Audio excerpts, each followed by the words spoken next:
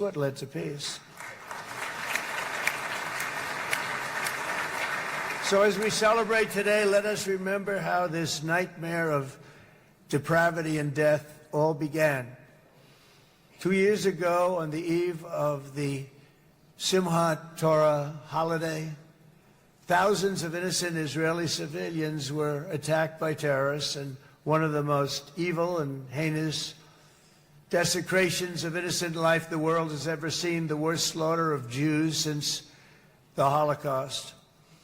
The cruelty of October 7th struck to the core of humanity itself. Nobody could believe what they were witnessing. The United States of America grieved alongside you, and we mourned for our own citizens who were so viciously taken that day.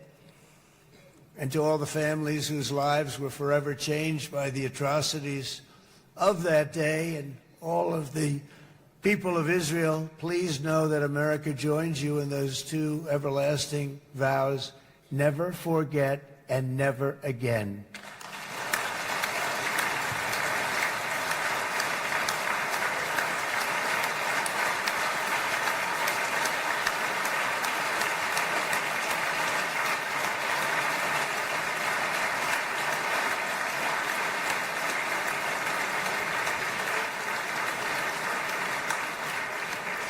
From October 7th until this week, Israel has been a nation at war, enduring burdens that only a proud and faithful people could withstand. It was a very tough period of time. For so many families across this land, it has been years since you've known a single day of true peace. But now at last, not only for Israelis, but also for Palestinians and for many others, the long and painful nightmare is finally over. And as the dust settles, the smoke fades, the debris is removed, and the ashes cleaned from the air, the day that breaks on a region transformed, and a beautiful and much brighter future appears suddenly within your reach. This is now a very exciting time for Israel and for the entire Middle East, because all across the Middle East, the forces of chaos, terror, and ruin that have plagued the region for decades now stand weakened, isolated, and totally defeated. A new coalition of proud and responsible nations is emerging, and because of us, the enemies of all civilization are in retreat. Thanks to the bravery and incredible skill of the Israeli Defense Forces and Operation Rising Lion,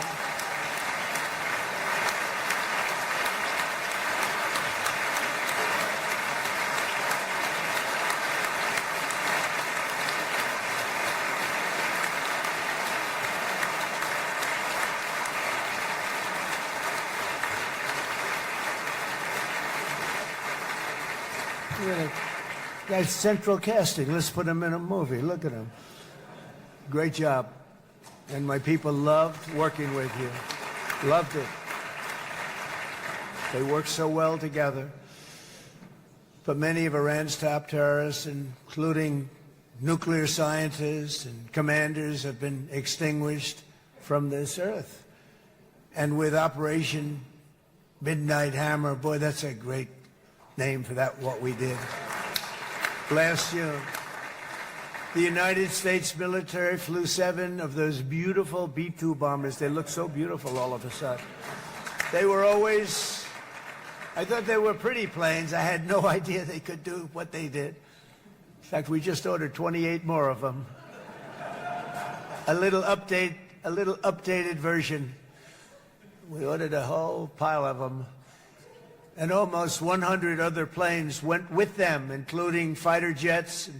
We had 52 tankers, big, beautiful, brand new tankers that were loading them up 4 or 5 times. They've traveled 37 hours back and forth. Think of that. But we had tankers all over the sky for all the other planes. We had the F-22s, the F-35s, F-16s. We had a hell of a lot of planes.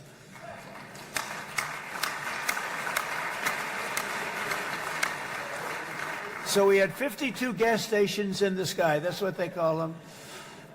I'll tell you, I wouldn't want to be flying one of them. We have our great General Raisin Cain right here. General, stand up. This guy, what a general. Thank you.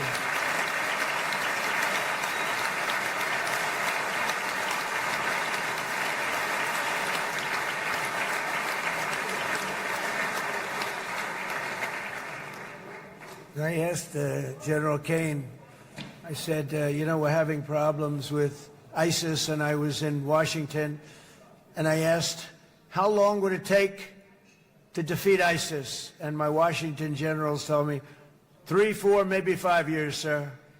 I said, I don't get it. We got the best equipment in the world. Why? So I flew to Iraq, and I met with a man named Cain.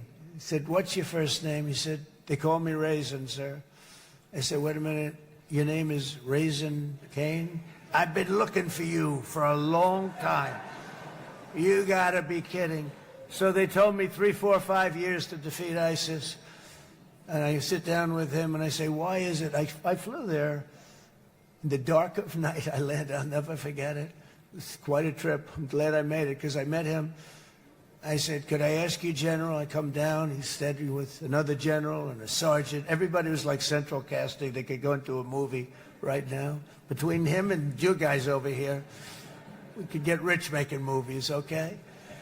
And they got along so great. That's the beautiful thing, that your military and our military, BB, got along so great. But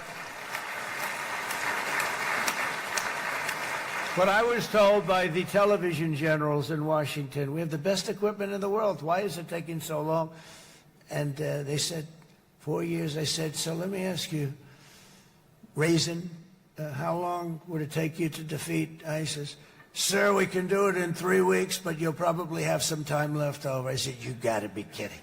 What the hell are you talking about? They said 4 years. I said, well, sir, look, it's not my place to say, but you're asking me the question. What you have to do is you hit him from the west, you hit him from the north, you hit him from the south, you hit him above, you hit him below. I said, so why didn't they do it? And he didn't want to speak badly of his superiors, which is hard to believe they were his superiors. It should have been the other way around a long time ago, because he's the one that did Operation Hammer. It was flawless. It was flawless. It was absolutely flawless. And I said, so you really think you can do it in 4 weeks? Yes, sir, 100%. You have to do it differently than they were doing it. They were using one base, and it was hundreds of miles away. And he says, we have all these portable bases all over the Middle East. And they didn't want to use them because they didn't want to offend the country where the portable... They wouldn't have even known what the hell the planes were going up, right? They wouldn't have known. But he said, no, they didn't want to defend anybody, offend anybody. And but we can do it in 4 weeks. I said, you sure about that? I'm going to call you back. I'll call you back on Monday. I'm going back to Washington. But you think 4 weeks? Yes, sir, I think we can do it in 4 weeks. We'll have time left over. So I call him on Monday. I say, you think you can do it? 4 weeks. I said, go ahead and do it. He did it. I'll tell you, he did it in 4 weeks, less than 4 weeks.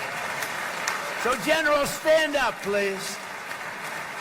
Again, this is a real general. This is not a television general. He doesn't want to go on television.